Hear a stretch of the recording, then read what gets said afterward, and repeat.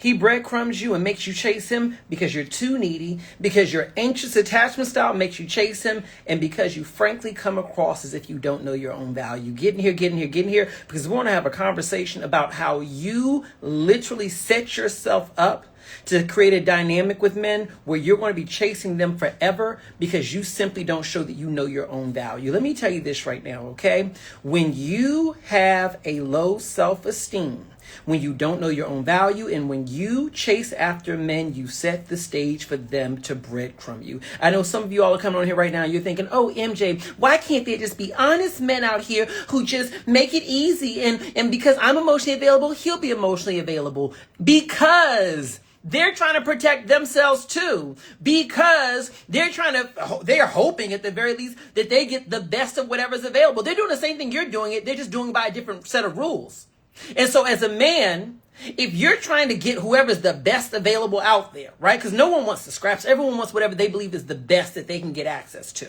So if you're trying to get the best that you can get access to, why would you dare give ample time and attention to the person who doesn't know their own value, the one who's chasing you constantly, the one who's overfunctioning, the one who's doing the most? You're treating her like she's kind of a priority, and she's treating you like you're her only option.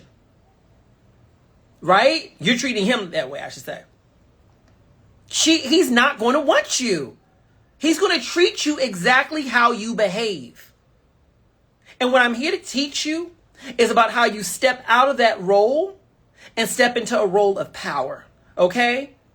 Now, before we get into this, let me tell you this, okay? As you all know, I am a best-selling author. I am. Oh, my God. Thank you so much. My publisher just reached out to me. You all love my book. Thank you so much. It's called Get Out of Your Own Way, A Guide to Letting Go of the Stuff That's Holding Me Back. Is available on Amazon, wherever books are sold, through the link that's directly above and below this video. You love my books, and I appreciate that. But I will tell you this. If you've read my book, if you watch my videos, you know that one of the things I teach about heavily is that you do what you do. You date how you date. Your attachment style is what it is. Usually because of what happened to you in the earlier years of your life. I did a video earlier and I said for many of y'all, your first toxic boyfriend was your mother, right? And this is not a video to attack mothers. I'm just elaborating on the video from earlier that I had done, right? Do you know how many women I meet with in my coaching practice? I do coach women. I'm open to coaching men, but women are the only ones who schedule with me. I guess they're the only ones who want to work on their life in this way. And how many women talk to me and they say, this man is breadcrumbing me. I feel like I'm chasing after men. I feel like I'm a pick-me. I hear this from women all over the place. It doesn't matter if I'm talking to an heiress in Dubai or a daycare worker in St. Louis. It doesn't matter how much money you have or what color your skin is. Women are dealing with the same issues, which is they feel like they're trapped in a toxic cycle of continuing to deal with the same type of men, dealing with the same issues. And they keep on saying, I don't know why I keep showing up in the same way. I don't know why I don't feel good enough. I don't know why I'm constantly trying to get this man to want me. And even though he doesn't make me a priority, I continue to try harder. And even when he breadcrumbs me, I continue to try harder. And for many of you all, the route to not allowing people to breadcrumb you does not come down to you finding out some slick communication strategy to manipulate him into chasing you. That can work, but ultimately that doesn't change you. What changes you is getting to the root of why you do what you do. And I can tell you that 99% of the time, how you attach to people, what I've seen within my own practice working with my clients, is how you attach and how you show up for your dating experiences, how you pursue, or for that matter, allow men to pursue you. It always traces back to what was your relationship like with your primary caregiver. And for a lot of you all, your primary caregiver was your mother. This is not to say that mothers are worse parents than fathers or anything like that, or to let men off the hook. But the reality is that for many of you all, your father wasn't even there. And if he was there, maybe he was busy working, earning for the house, or maybe he just wasn't emotionally available, because if you're from my generation or earlier, a lot of cases, these men were not given the tools to be emotionally available. So it's not letting them off the hook. It's simply saying that it goes without saying that the person who had the most impact on you in terms of how you viewed and valued love and how you expected to receive love and how you gave love was more than likely your mother if that was your primary caregiver. And one of the things that I've seen that keeps women trapped in this cycle of chasing after men who don't chase after them, making men a priority who don't make them a priority, dealing with men who harm them emotionally, consistently, repeatedly, is because you've learned to normalize that behavior, because the person who you were closest to in your childhood and may even love most today treated you that way and probably continues to treat you that way. You know it's not right when he does it, and you can't figure out, why do I allow it? Why am I attracted to this? Why do I keep on ending up in relationships like this? Because it's familiar. It's familiar because this is the relationship model that you experienced most growing up. It's the relationship model that many of y'all allow now because many of y'all don't have any boundaries with your parents, particularly whoever was your primary caregiver, because you were taught that standing up for yourself, tell me if you relate to this, that standing up for yourself meant you were being disrespectful. So you heard that a lot as a child. Don't you talk back to me. And don't you dare tell that parent, that's not true. You calling me a liar? Or you try to set a boundary. I don't like the way you treat me. I don't like when you did that. Well, I did my best. I did my best. I was good to you. I took care of you. Doesn't that speech sound very familiar to what these men tell you when you call them out? I'm a good man. I show up every day. I'm doing my best. I may not be perfect, but who is perfect? I show up every day. I'm a good man. Don't nobody give a guidebook on how to be a good partner. I'm doing my best. Why you being like this? Nah. You being disrespectful. If you notice how you allow a lot of these men to treat you roots back to how you were treated at a time in your life when you didn't have any control over how you were being treated. And because you didn't have any control over how you were being treated, because this was your parent, this was your primary caregiver, you were dependent on them financially, emotionally, and otherwise, you did what a lot of people do out of survival, which is you rationalize their behavior, you justified their behavior, and you excuse their behavior, and you normalize it. Let me give you examples of how you did it. And you may see some connection with what you do in your own dating life. No, I know that my parent was like this, but she was traumatized as a child. She didn't know any better. Her daddy treated her this way. Her mama treated her this way. Well, she had a lot of kids. She had 4 of us. She had 5 of us. She had 6 of us. She had 2 of us. She did the best she could. She was a single mom. Nobody gets a parent and child book. Nobody teaches you how to be a parent. Or you overly focus on the things that she did as somehow or another being an accomplishment rather than recognizing that, no, that's what she was supposed to do. Well, no. She was a good parent. She sacrificed for us. We had food on the table every day. She took us to school. She did this. She did that. Well, you didn't ask to be here as a child. You didn't. You didn't ask to be here. So what she did was what any parent would do. In a lot of cases, putting food on the table and making sure that she took you to school was not anything impressive. That was a legal obligation. Well, I kept a roof over your head because if you didn't, you would have been incarcerated or they would have taken us away from you. This is not a video to bash parents. This is a video to acknowledge that there's a root in why you allow men to treat you this way. And until you are willing to be honest with yourself about where you learned that it was okay to accept this type of treatment from someone who says that they love you, until you're willing to be honest with yourself about that, you're not going to be in a position for you to be able to set proper boundaries and enforce those boundaries so that you can stop this cycle of allowing people who say they love you to treat you in a way that doesn't feel very loving. I'm not telling you go knock on your mother's door and say, Thanksgiving's off unless you apologize to me.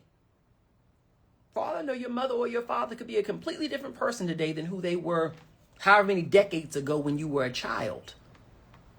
That doesn't mean that they're not accountable for what you experienced, but we can all acknowledge that we've all had opportunities to grow and evolve. But the reality is this, that time does not heal all wounds. And how do we know it? Look at your dating life. Look at your love life. You are walking around wounded and you don't know why. But I'm telling you why you are doing this. Because relationship approaches are models. They are patterns. How you show up for love and how you allow other people to show up for love for you directly connects back to how you were taught and shown love in your earliest years. Time doesn't heal all wounds. Consciousness heals the wounds. When you can consciously acknowledge that my mother, my father, my whoever, that they loved me, but they did not parent me in the best way when it came to teaching me how to set boundaries. When I tried to set boundaries with them, they pushed back on them. I got consequences for boundaries, even if the consequence was that you were ignored and treated poorly. That's why some of y'all got fears of abandonment today. Because maybe you didn't have a mother or father who put their hands on you. But when you set boundaries, when you stood up for yourself, when you disappointed them, they got quiet. They gave you the silent treatment. They choked you off from love, or from, at the very least, from affection. And because this was the one person on this earth that you were dependent on emotionally and otherwise, you folded. You apologized when you weren't sorry. You shut your mouth when you should have spoke up. Because that one person on this earth choking off their love and affection from you felt like death. It was the only person you had to depend on. So what did that teach you? That taught you that when your nervous system tells you that someone may abandon you, that he may leave you, that he's not calling you back quick enough. So what does this mean? He's not calling me back quick enough. He's mad at me. If I stand up for myself, he may pull away from me. It teaches you that anytime that there's a potential opportunity for abandonment or disappointment, I should say, anytime there's an opportunity for him to be disappointed in you, you could get abandoned. Let me repeat that again. It teaches you to fear disappointment in people you love, because what you experienced as a child was that disappointment meant emotional alienation. So now you are a 25, 35, 45, 75-year-old woman or man sitting up here biting your tongue when you should be speaking up, not expressing your boundaries, allowing people to breadcrumb you and completely ignore your boundaries. Treat you like you're not a priority because you're afraid that if you speak up for yourself, you will experience the pain of abandonment, emotional abandonment, that little child felt during his or her most vulnerable years, where she didn't understand what was going on. All she wanted was affection and not to be treated poorly simply because her feelings didn't align with what mommy or daddy wanted to hear or see.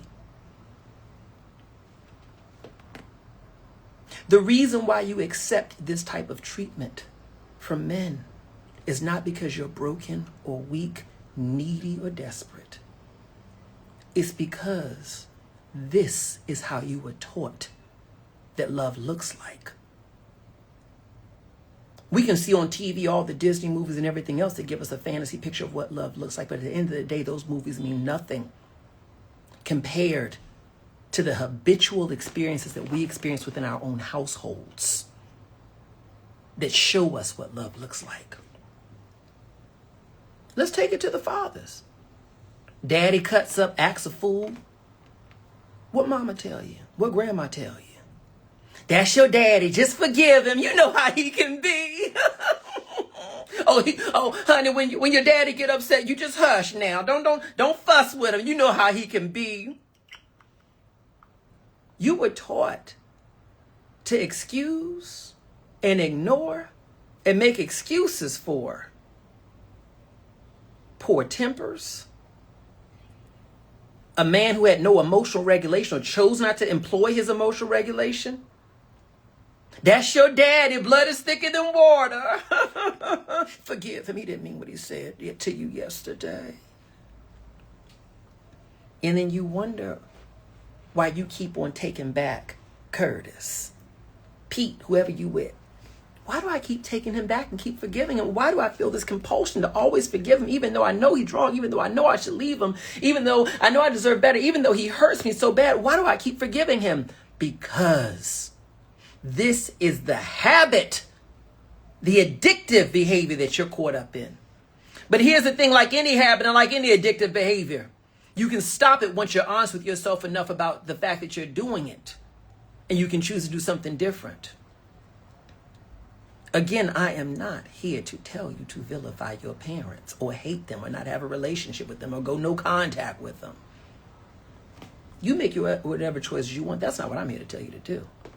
What I'm here to tell you is that this cultural expectation, and let me tell you, this goes across a lot of cultures, of don't hold them accountable in your own mind. Don't hold that parent accountable for who they were and how they treated you. You're not helping yourself. You're only making it worse.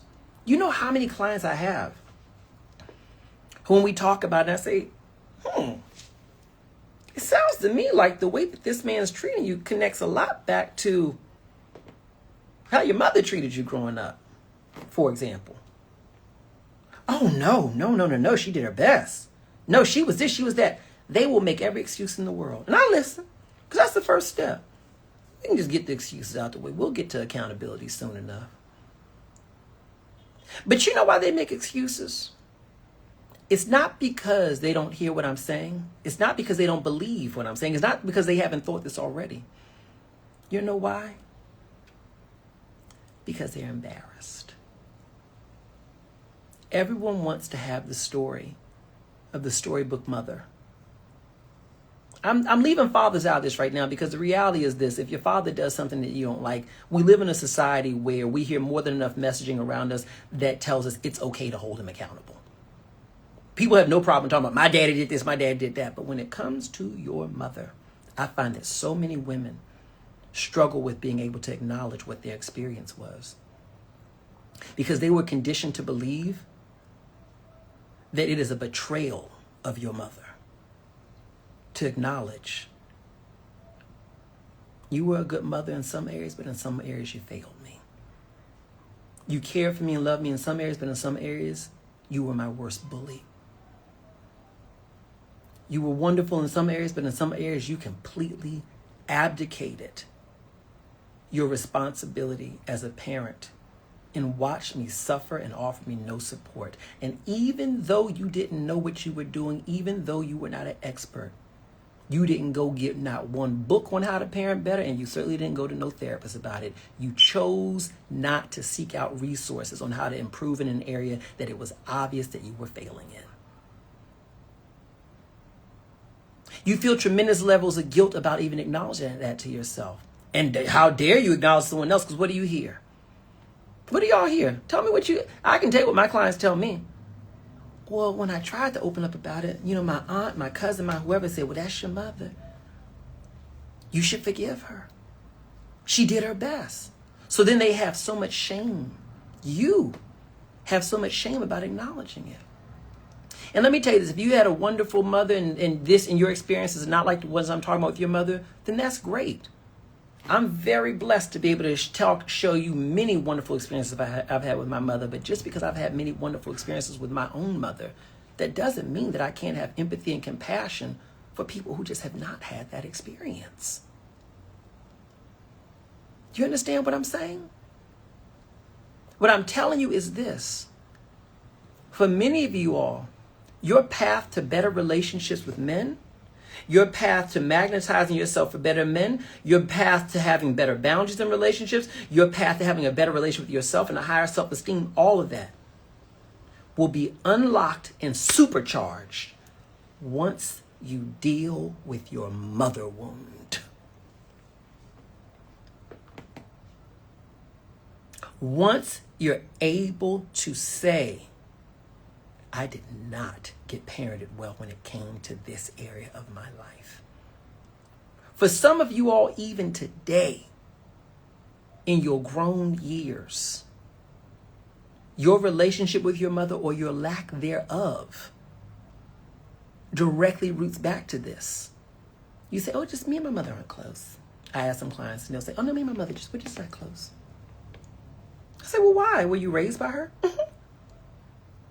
Was your father around? No, not really. Well, he wasn't really that close. We know we weren't that close. Huh. So you're telling me you're your primary caregiver for at least 18 years. You're not close to? Why? Just not close.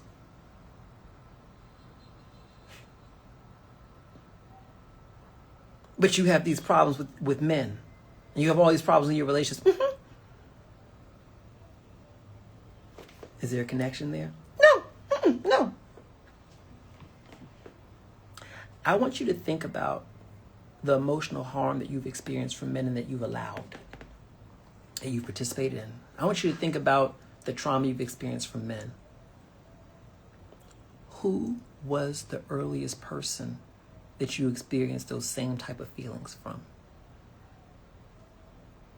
Where did you learn that it was okay to continue to pursue the love and affection of someone who wasn't giving it to you? Maybe it was with a mother who worked a lot. And when she came home, she just did not have the emotional capacity to give you anything more than food on the table. And asked you, did you do your homework? She wasn't a mean person. But you knew this woman ain't gonna give me much emotionally. So what did you do? Maybe you learned to overfunction in school because at least she gave you attention when you got good grades. Maybe you learned to sing and dance really well because maybe that was something she was proud of you for. Maybe you became a really good cook because she liked your cooking. Maybe you became funny because at least you could get her attention when you told a good joke. This is where you learn to overfunction. You're not a pick-me. You're simply someone who learned to overfunction for the love of a primary caregiver. And you grew into a woman, an adult, who now has learned to overfunction for the love of a partner. Let's talk about the mothers who don't apologize. Because, honey, that does a number on a lot of y'all. Maybe she treated you poorly, and then after she treated you poorly in whatever way possible, you name it, whatever, then she come in the room. You want some McDonald's? Those shoes you want to, where they at? You want to go to the store and get those? Well, come on now. Or maybe it was not even that. It was just, let's act like it didn't happen. And then over time, it'll just go away. Or maybe it was, well, you know, if you hadn't done that, I wouldn't have done this. It's not an apology. It's just reassaulting you with accusations to avoid her having to take responsibility. What if that was what you experienced? Let's connect to how that connects into you becoming a people pleaser and accepting breadcrumbs today. I think that's one of the most toxic ones. When your primary caregiver doesn't accept responsibility and doesn't apologize, when they've hurt you and they're aware of it, that turns you into an adult who allows people to hurt you and not take accountability for it. People say, how does she stay in a relationship with that guy who treats her so poorly? Like, what is wrong with her? Doesn't she see it? She sees it. But you have to think about it. The person who she was closest to for the formative years of her life never apologized for anything, until this day still doesn't.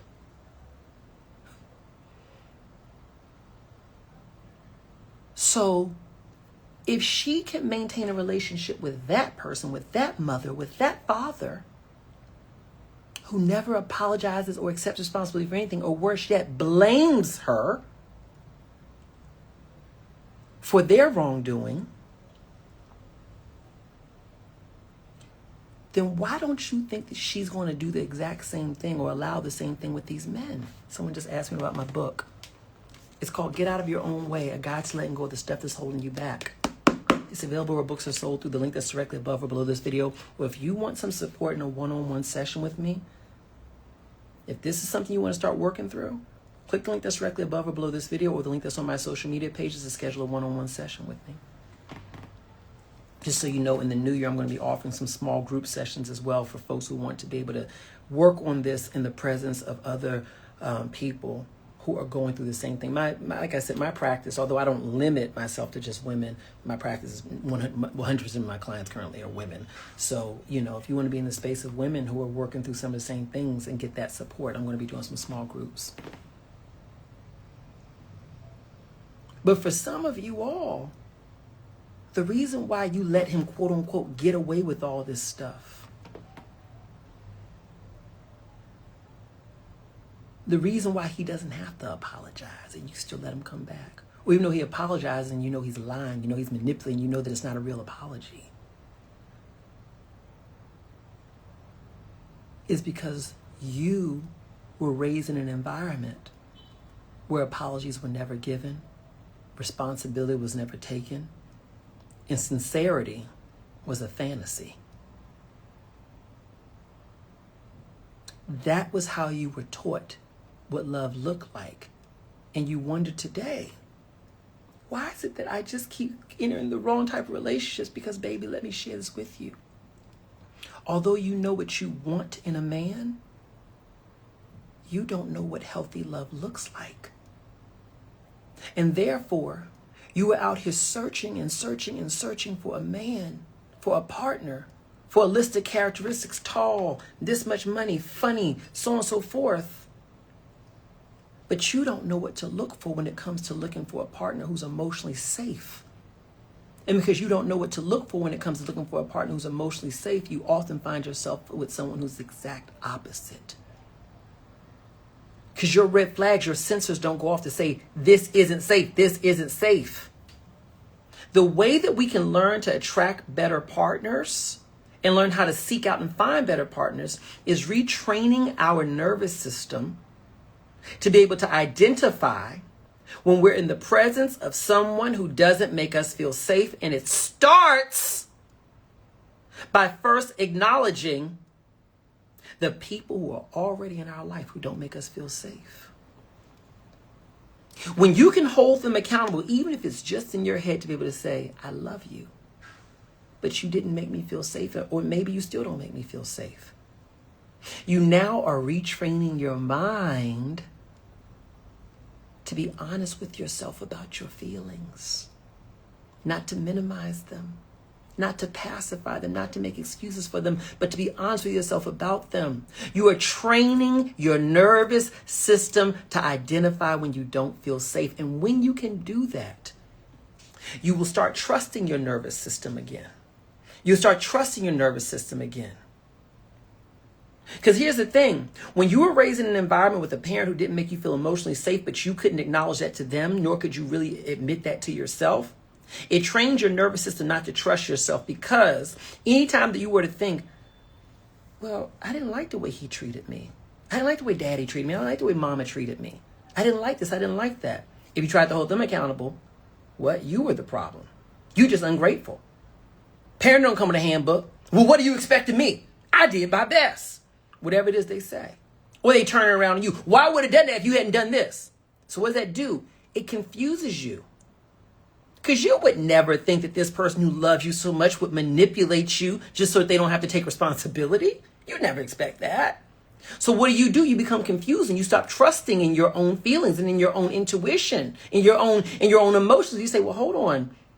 I don't know. I thought I wasn't treated good, but maybe I'm wrong. Maybe I'm the problem. But here's the thing, when you can start owning it in your head to be able to say, they don't have to accept responsibility. We don't even have to have a conversation about it. But I know that I didn't deserve this. I know that in this area, I was not parented very well. In this area, great, but in this area, I was not. Independent of why. Maybe daddy went through trauma. Maybe mama went through this, whatever. Independent of why, this is what you experience. When you can finally accept that and grieve that, because you may feel bad about it, it then trains you to start trusting yourself. Oh, that was a big one. I was joking. It's not a big deal. What was the other one someone else put in here? I didn't say that. Yeah, they all out deny it.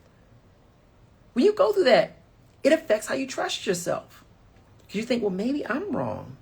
Because it's easier for you to think that you're wrong than it is to believe that this person is willing to lie to you rather than accept responsibility for how they're harming you. But once you can do this, you'll start trusting yourself. And once you start trusting yourself, your nervous system will start activating even more. So that when you're in the presence of a man or a partner in general who's not treating you well, you can say, well, hold on. This don't feel right. I don't like this.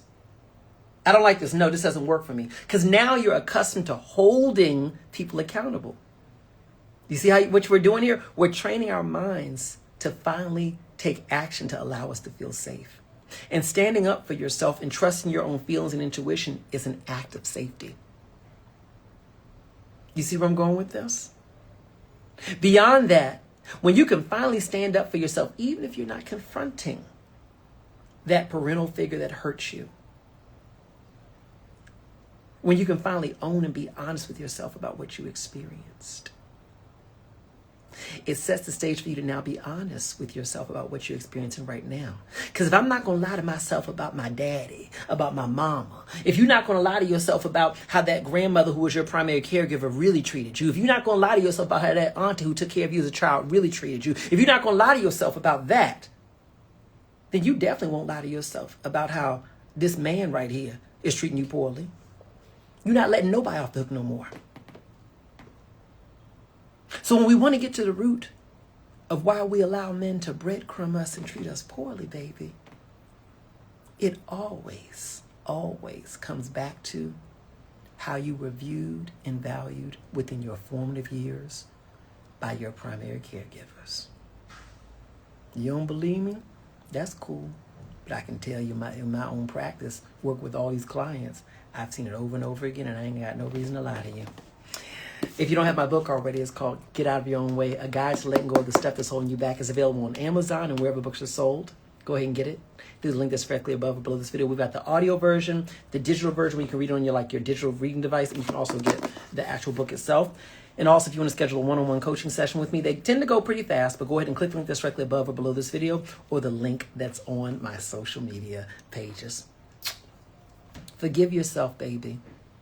Who you are today and the challenges you have in your dating life, baby, let me be the first to tell you this. They're not your fault. It's not your fault. It's not your fault. It's not your fault. You did not choose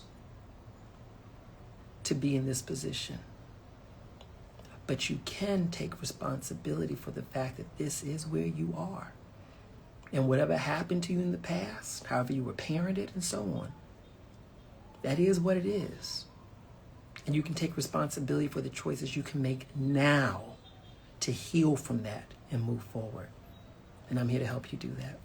All right, y'all. I love you. Bye-bye.